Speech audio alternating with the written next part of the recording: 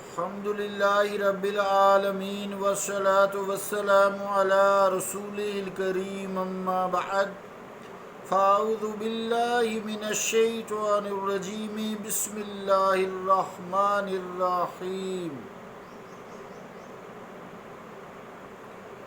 إن الشرك لظلم عظيم صدق الله العظيم. واجب الاحترام سامعین السلام علیکم ورحمۃ اللہ وبرکاتہ. آیت کریمہ جو تلاوت کرنے کی سعادت حاصل ہوئی ہے اس کا ترجمہ یوں ہے: بے شک شرک عظیم ظلم ہے. اللہ کا قول سچا ہے جو بڑی ہی عظمت والا ہے. اس حوالے سے جیسے شرک ظلم عظیم ہے، ایک ہوتا ہے فاحش، جسے قرآن مجید کی آیت ہے نا، والذین اذا فعلوا فاحشۃ او ظلموا انفسهم، اور وہ لوگ جب کوئی بے حیائی کر بیٹھتے ہیں یا اپنی جانوں پر ظلم کر بیٹھتے ہیں، تو ظلم فحش سے بھی بڑھ کر ہے، کیونکہ فحش جو ہے یہ فحاشی جسے کہتے ہیں، یہ اپنی جان پر اپنے تک محدود ہوتا ہے، لیکن ظلم جو ہے اس میں دوسروں کو اذیت ہوتی ہے. ظلم میں دوسروں پر اذیت ہوتی ہے. جان پر ظلم تو ہوتا ہی ہے، خود بھی گناہ ہوتا ہے، تو ظلم بڑھ کر ہے. اس لیے فرمایا ان الشرک لظلم عظیم، ساتھ عظیم کا اضافہ ہے کہ بے شک شرک ظلم عظیم ہے. اور گستاخی رسول یہ اور بڑھ کر جرم ہے. مشرک تو رہتے ہیں، کرتے رہتے ہیں، ان کو کوئی کچھ نہیں کہتا. کتنی دنیا میں کتنے مشرک ہیں، ہمارے برابر میں ہندو ہیں، سارے بت پرست مشرک ہیں، یہودی ہیں، عیسائی ہیں. لیکن اگر کوئی گستاخی رسول ہے، جیسے ہم پیچھے بات کر رہے ہیں، کسی کے کلام میں یا کہیں ایسی جگہ پر جو اس نے نظم میں، نثر میں، گفتگو میں، تحریر میں ایسے ہلکے الفاظ بولے ہیں، جیسا کہ ہم پیچھے پڑھ رہے ہیں کہ حضرت ابن تیمیہ رحمۃ اللہ علیہ، حضرت شیخ ابن تیمیہ رحمۃ اللہ علیہ فرماتے ہیں اگر کوئی حضور کریم علیہ الصلوۃ والسلام کے لباس اطہر جو وقت کے لحاظ سے میلہ نظر آئے، اس کے دل میں یا الفاظ میں ایسا پہلو ہو جس سے تنقیص ہوتی ہو، نقص ظاہر ہوتا ہو، تو یہ گستاخی رسول ہے اور وہ واجب القتل ہے. ادھر شرک بھی ظلم عظیم ہے. تو یہ ہم گفتگو جو کر رہے ہیں، تمہید کے ساتھ تھوڑی سی میں نے بات کی ہے، یہ اس لیے کر رہے ہیں کہ عام اب ایک طریقہ ہو گیا امت مسلمہ میں، اس کے پیچھے روٹی کے بھکاری ہیں، دین فروش ہیں، جنہوں نے لوگوں کو فرقہ واریت کا درس دیا ہے. وَاعْتَصِمُوا بِحَبْلِ اللَّهِ جَمِيعًا وَلَا تَفَرَّقُوا، اللہ کی رسی کو مضبوطی سے تھامے رکھو اور فرقوں میں نہ بٹنا، مت بٹو فرقوں میں. تو یہ باتیں اس لیے کرنی پڑتی ہیں تاکہ لوگوں کو یہ بات بتائی جا سکے. یہ میں ساری باتیں نا نصیر الدین شاہ صاحب کے حوالے سے کر رہا ہوں، انہی سے استفادہ کیا ہے. تو کن وجوہات کی بنا پر ہمیں مشرک کہا جاتا ہے، کن وجوہات کی بنا پر ہمیں گستاخ رسول کہا جاتا ہے؟ اشعار میں آپ دیکھیں باسکت بظاہر نعت ہوتی ہے، اس میں ایسے الفاظ استعمال ہوتے ہیں جو شرکیہ ہوتے ہیں، اور لوگ جھوم جھوم کر جو ہے وہ نذرانے دے رہے ہیں. بیلیں، ویل جسے کہتے ہیں، بیل نہیں، ویل کراتے ہیں، انعام دیتے ہیں، پیسے اوپر پھینکتے ہیں، اور وہ الفاظ شرکیہ ہوتے ہیں. تو اس طرح یہ ساری باتیں بتانے کا مقصد کہ ایسی عبارات کہیں شرک یا گستاخی رسول میں تو نہیں آتی.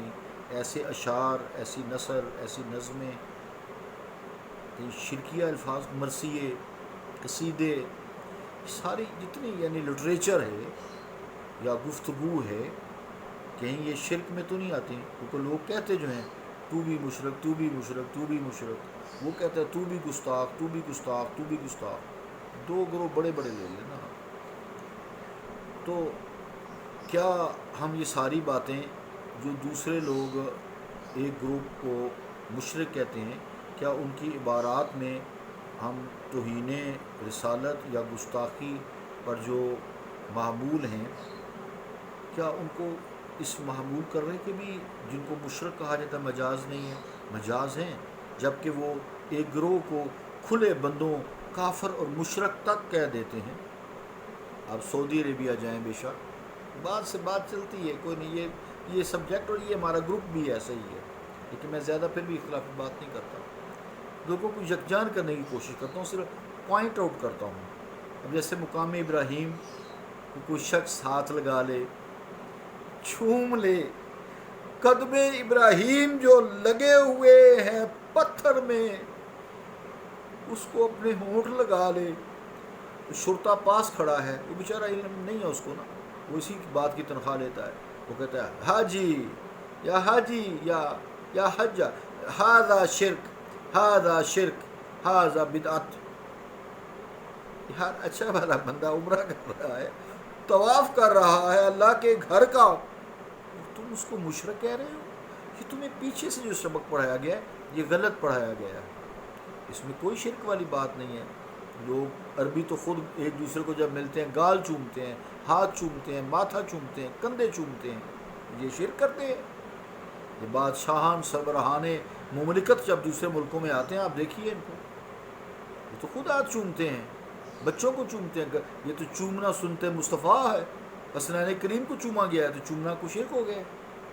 افسوس کی بات ہے نا، اس لیے ایمان کا تعلق اللہ تعالیٰ نے دل سے رکھا ہے، عمل سے نہیں ہے۔ عمل اگر بہت ظاہری ہے تو اس سے پوچھیں، مشرکانہ عمل ہے اس سے پوچھیں بھی تم کیا کر رہے ہو؟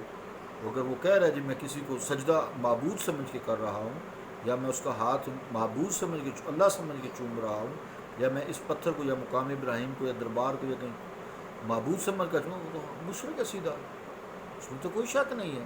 یا کسی کو سجدہ کر رہا ہے، اگر تعظیمی سجدہ کر رہا ہے گو وہ بھی حرام ہے ملت اسلامیہ میں، مصطفیٰ کی امت میں، تو وہ بھی جو ہے منع ہے، حرام ہے، منع ہے۔ جیسے سود تم سارے کھاتے ہو، بینکوں سے کیا حرام نہیں کھاتے؟ جھوٹ کی کمائی کھاتے ہو، کم تولتے ہو، کم بولتے، سب حرام ہے۔ افسوس کی بات ہے نا، یہ بات میرا بہت دور تک ادھر چلی گئی ہے۔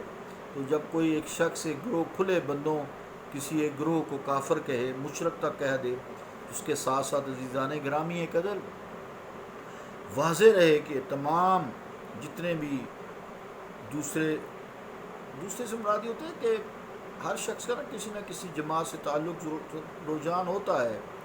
علماء دیوبند کی بات کر رہے تھے، اگر ہم تمام علماء دیوبند کو ایک حکم کی لاٹھی سے آنکنے کے شروع کر دیں تو ہم اس کے قائل نہیں، سب ایک جیسے نہیں ہیں، جیسے سنی ایک جیسے نہیں ہیں سارے، اسی طرح دیوبندی ایک جیسے نہیں ہیں، اہل حدیث سارے ایک جیسے نہیں ہیں، اہل تشیع ایک جیسے نہیں ہیں، یہ چار بڑے بڑے گروپ لے لینا آپ۔ اس لیے ان میں اعتدال پسند بھی ہیں، ان کی کمی بھی نہیں ہے، جو اسلاف کی، اولیاء اکرام کی، شہداء کی، انبیاء کی، صدیقین کی تعظیم کرتے ہیں، اور ہم بھی یقیناً جس کی طرف بھی کسی کا رجحان ہے جواباً ان کی تکریم روا رکھتے ہیں، مگر بعض ایسی عبارات جن کے ظاہر کو دیکھ کر توہین اور گستاخی کا پہلو نمایاں ہوتا ہے، بالخصوص وہ عبارات جو انبیاء علیہ السلام کے متعلق ہیں، غیر محتاط انداز کی حامل ہیں، شعر کا وزن پورا کرنے کے لیے بھی یہ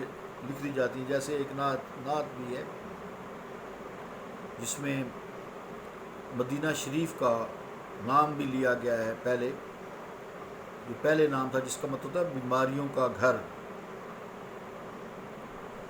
ان کو سامنے پھر ان کسی کی بھی کوئی تحریر لائے، ان پر تبصرہ کے چند الفاظ لکھے بغیر رہا نہیں جاتا ہمیں، کیونکہ غیرت ایمانی کا بھی یہی تقاضا ہے۔